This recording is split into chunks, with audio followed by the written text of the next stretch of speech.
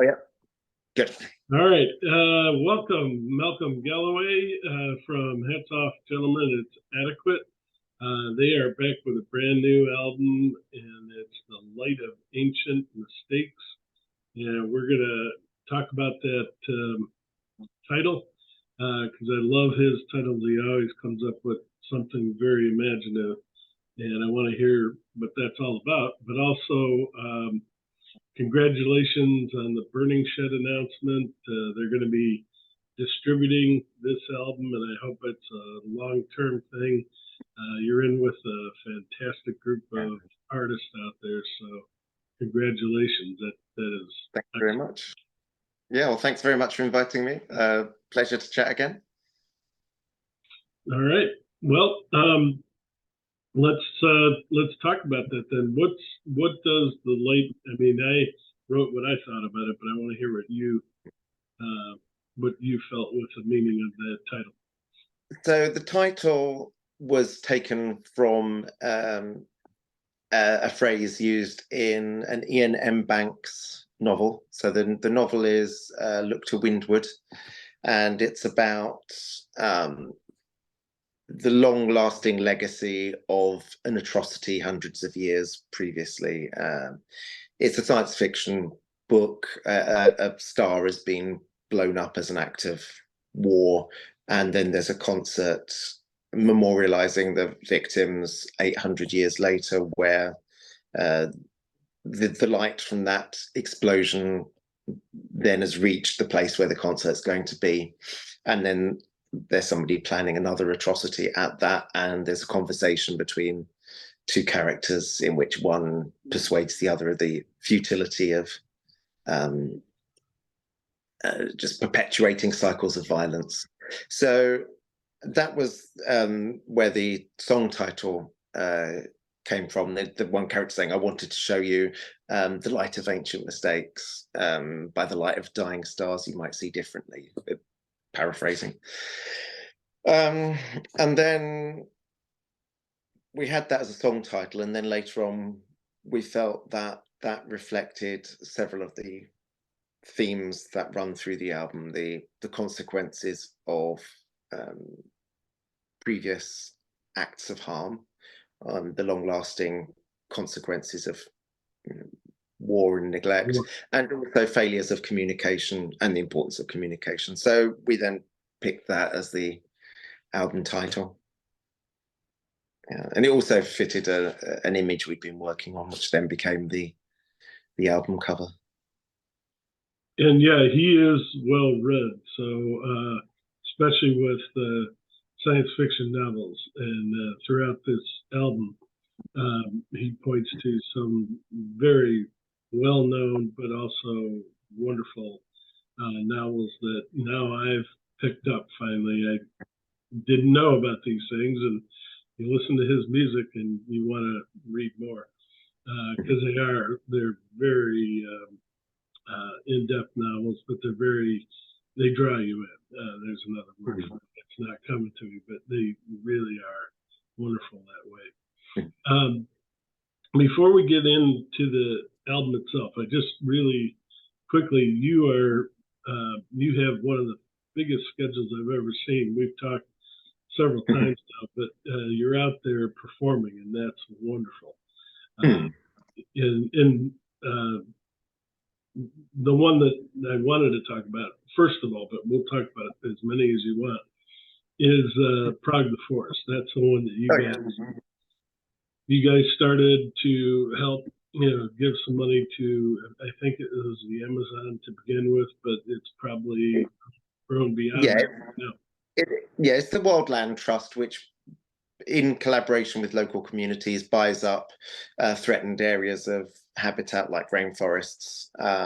It works in several countries around the world, and so far we've raised enough for, I think, 42 acres to be protected. So we're very pleased with that. And although, obviously, in comparison with the size of the issue, that's a small drop. But that organization works with lots of small fundraisers, and to get in combination, it's actually protecting quite a substantial chunk of vital rainforest. Excellent. And you finally got to meet the Blackheart Forest, or is this the first time, or Blackheart Orchestra, yeah, we haven't played. Blackheart Orchestra? Yeah, we've I've not got played with forest them. on my mind. Yeah, looking forward to that. This will be the first time we've played with them. Yeah. Yeah, they're fantastic people. All right, and then well, let's talk about the one that's coming up, September 10th, District 97. The Emerald Dawn. I just finished reviewing their new album. Andy Tilson, Polymath, the Enid. I mean, you're on there with a fantastic list of bands. So that's the Sunday in September. So that's one we'll be going along to watch. So I've been sharing about that. We played at that festival previously. We're not playing this time, but we'll be there to support and watch because there's some excellent bands on there again. And then we've got our album launch event the 24th of September in Camden. And if I remember correctly, the Prince Albert, that one has. How did that go? That was good fun. Yeah, that we tried playing Walking to Aldebaran for the first time there. Wow. So that we're pleased with that. Yeah, well, that was a good fun event, and it's always lovely playing with the Emerald Dawn. They're really nice people. Enjoy playing with them. Yeah, very nice. All right, well, let's jump into the album. All right, the first you start out, if I remember correctly, with Sold to Peace, and it after just getting done watching the Oppenheimer movie, it seemed so timely. Now I know you're not exactly talking about Oppenheimer directly, but I think that has something to do with it, right? Yeah, so I mean the concept behind that song was during the Cold War so much was risked, the whole planet, and so much was spent in order to for one side to effectively beat the other. And then I find it extraordinary that some of our leaders are then willing to sell out the democracies that have been so expensively defended for relatively little. You may be familiar with some of the things in the UK, like where certain people ending up in, for example, in our House of Lords, who there may be some security issues related to. The idea that a small number of dodgy people can threaten the democratic institutions that have required so much risk and investment to protect. I find very disturbing. So that's the concept, that we won the war, but then sold the peace. But you guys had Thatcher, who was not at all a good experience, but we had Reagan, and Reagan is the guy that said, "Oh, we can fight a tactical nuclear war, and let's put that on the table." And people like me and other people were like, "Are you kidding? That's not even a good joke." I mean, it was scary. It really was, to think that he could even dream of doing something like that. And so I lived through that, and I remember that very firmly. And his, just what you said, spending billions of dollars to build nuclear forces and devices, instead of pouring that back into the country and helping build schools, hospitals, other things that would have helped people. It was nerve-wracking to live through those. The 80s were wonderful, other than Ronald Reagan. I mean, the music was fantastic, but having to fight him on a constant battle Yeah, and I think He had people 8 years. And how long was it? Thatcher was there? Probably just as long, or even longer. yeah. Mm. Yeah, I think people assume often that nuclear threat has gone because there isn't Yeah, the two superpowers uh, just a finger click away from launch. But there are still a large number of weapons, often in not very potentially insecure environments.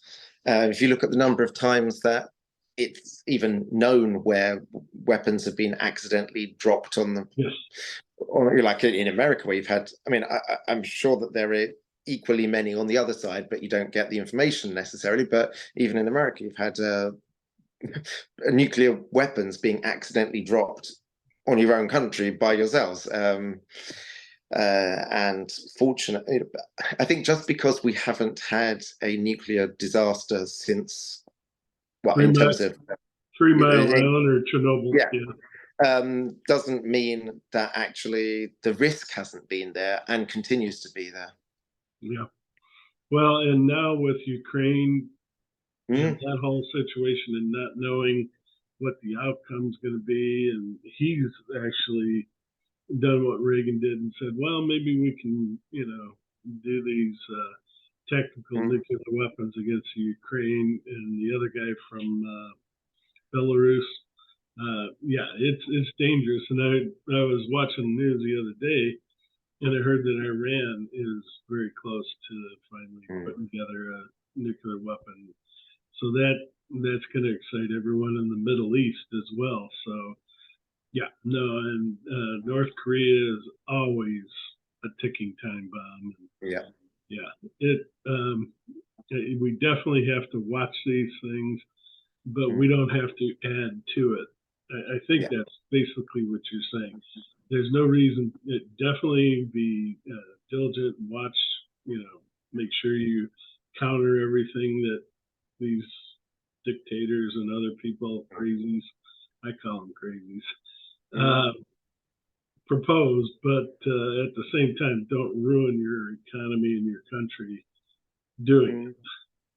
Yeah, Yeah, it's a and tough. also don't spend all that money and then throw it away by letting basically the same people interfere with your domestic politics Yeah, via bot farms, for example. yeah,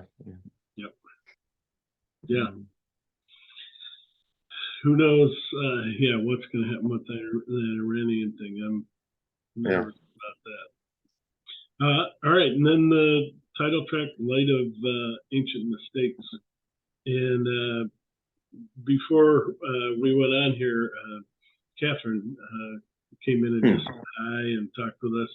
But she does a brilliant flute solo again, which reminded me of Nostalgia for Infinity. Yeah. And talk a little bit more. I mean, you talked a little bit about it, but a wonderful title track. Yeah, so this track, it starts off um fairly, floaty and ambient, a bit Pink Floydy, I think. Yeah, And yeah, don't we'll feel start off bad with, about that. No. yeah, no, yeah, I love Pink Floyd. I can't deny it. And then, yeah, so it starts off with some gentle flute, and then we get into some expositionary stuff of the story, little instrumental, and then it gets a bit more intense towards the end. That we've done it now live a couple of times, and that's been good fun. I enjoyed that. Yeah, I bet people really love that song. I mean, I do, but yeah, I'm sure it. And it's from the book, you mentioned that already. All right. Yeah. The Avrana Kern is made of ants. So This is the also title of from. that, the title is a little unusual. I don't deny. Yeah, There are several tracks on this album that are named after characters or spaceships in books by Adrian Tchaikovsky. And one of his characters is a scientist called Avrana Kern.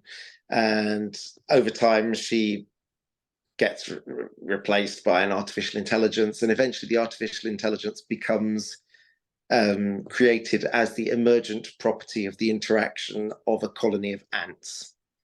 So this is a kind of bustling, energetic, instrumental thing that, in my mind, seemed a bit like, scurrying ants running backwards and forwards, and hopefully out of that making something coherent. No, and it does sound like that, and it brings up another huge issue that I know we are finally dealing with over here, and what's going to happen with AI, and what kind of controls can you or should we put on it, and you want to talk about that a little bit, or? Yeah, thinking about AI, I mean, one of our albums previously was an AI themed story. But if you look at science fiction, going back, I suppose, to the 50s, you had AI as a literary concept way before computers could do anything like the human style androids. I suppose maybe even going back earlier than that to the golem type figure in mythology, with the word being put in the head to create an artificial consciousness. Frankenstein, all that, So we had way before its time. Yeah, so we had, say, since the 50s, stories dealing with the ethics of artificial intelligence, which may well have been quite helpful for us to, as a culture, think about these things.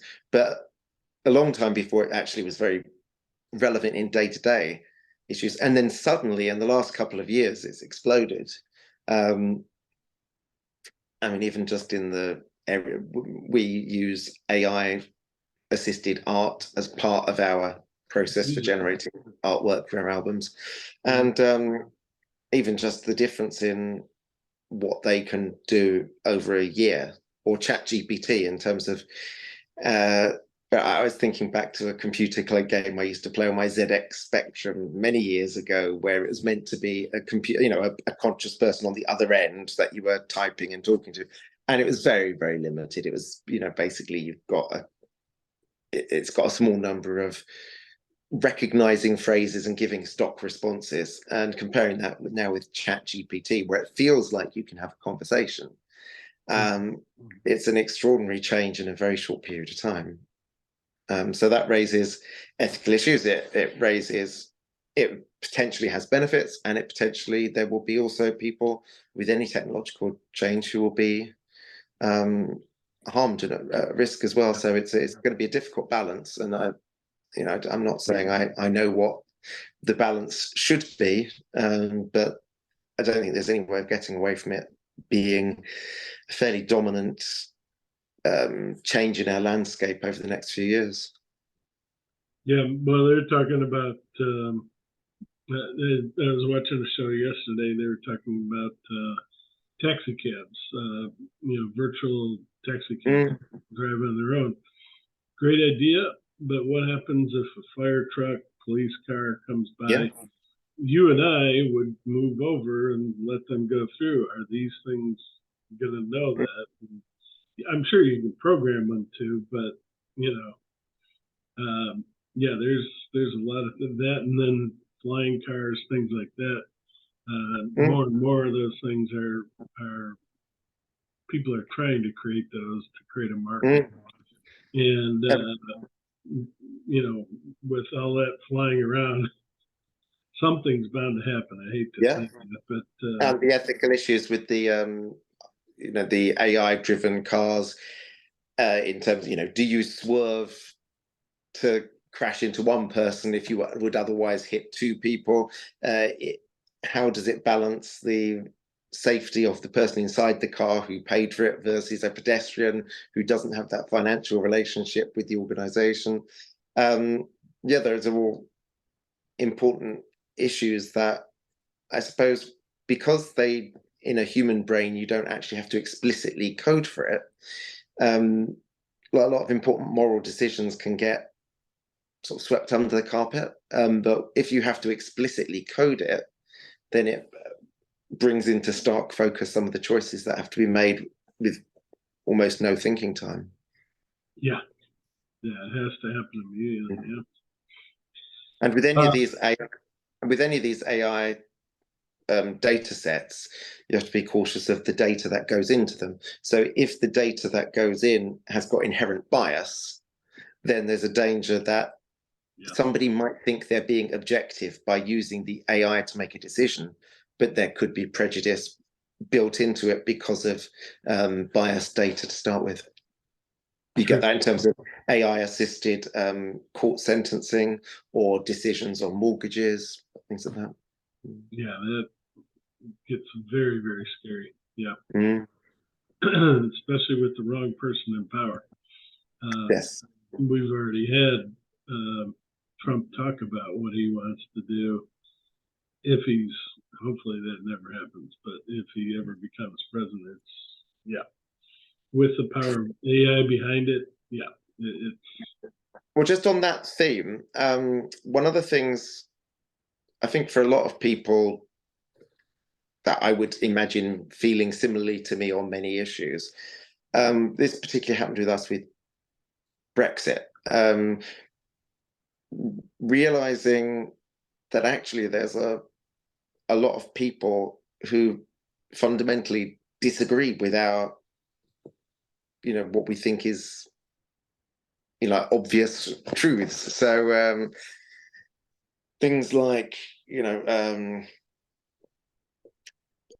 protecting people who are fleeing for their lives, or even just basic things like racism being fundamentally a bad thing. And suddenly we were then finding, actually there's a lot of people that we didn't realize that there was that there was so much prejudice actually in our society. I mean, I'm not denying, for me, I'm not somebody who generally is on the firing line of most of the prejudices that are in our world. I mean, I'm in a fortunate position, but then in the last few years, it's become increasingly apparent that there is still a dangerous but substantial minority of people who do seem happy to judge people on their origins, and yes, pretty depressing. That's why you need a trip to Canada. That's why. That's why we're probably looking up there as an option. No. But yeah, you walk around the city and it's multicultural. You don't feel that. I'm sure they have. It's no place is perfect. I'm sure they have problems like we do, but it didn't seem. You could walk safely again. I remember working in downtown Seattle. You used to be able to walk around at lunchtime. They had concerts. They still do, but you just never had that fear. And I don't know if I'd feel the same way right now. And that's right. I mean, I'd have to say, I mean, I've always lived in London, and I don't know what reputation London has elsewhere, but personally, I've always felt comfortable, safe. You get people talking about there being no-go areas. That's not my personal experience of it. No, that's good to hear. Yeah. Well, and you guys have more gun control, thank God. We're yeah. Hoping for it and fighting as hard as we can to get it, but that absolutely changes the equation over here. When people have, when you hear on TV, this guy had 20,000. Why do you need 20,000 guns? Why would you ever need 20,000 guns? One's enough, Anyway, and they're collecting. Oh yeah, all right, whatever you say. All right, and it creates the anxiety machine. No, I know that's not what that's about, but it does. It changes the way all of us look at things, and it's a shame. Well, I mean, I think this feeds into some of the political stuff we're just talking about there. That there are people at the top who are encouraging division between those in the middle and the bottom, and different Yeah. segments within that. And it's very convenient for some people if different marginalized groups are turning against each other rather than focusing on who's actually making lots of money out of everything. Don't get me started on what's going to happen. Have you heard about the Coliseum battle? The what, sorry? The Mark Zuckerberg and Elon Musk are going to have a battle, and well, yeah, it was funny, and everyone laughed it off. Now they've got the rights to the Roman Coliseum. Yeah, exactly what I thought. Yeah. And yeah, they say it's for charity, but it's for ego. Anyway, all right, we're getting off the subject here. I could talk to you all day about these things. But thankfully they're so far on the outskirts right now. But yeah, tell us a little bit, because each of these next songs deal with different books and different stories that were an inspiration to you. Just go ahead and talk about why those books intrigue you as much as they do. I know why. The centerpiece of the album, I'd say, is Walking to Aldebaran, and that's named after the novella by Adrian Tchaikovsky. He's a British science fiction and fantasy writer, and he's also a prog enthusiast. He came to one of our concerts, and that particular book appealed to me because of the voice of the lead character. So in the story, it's a British astronaut, and the voice of the way it's written, it's very kind of that kind of dry, understated, slightly awkward British kind of style. It's from the perspective of this astronaut who ends up in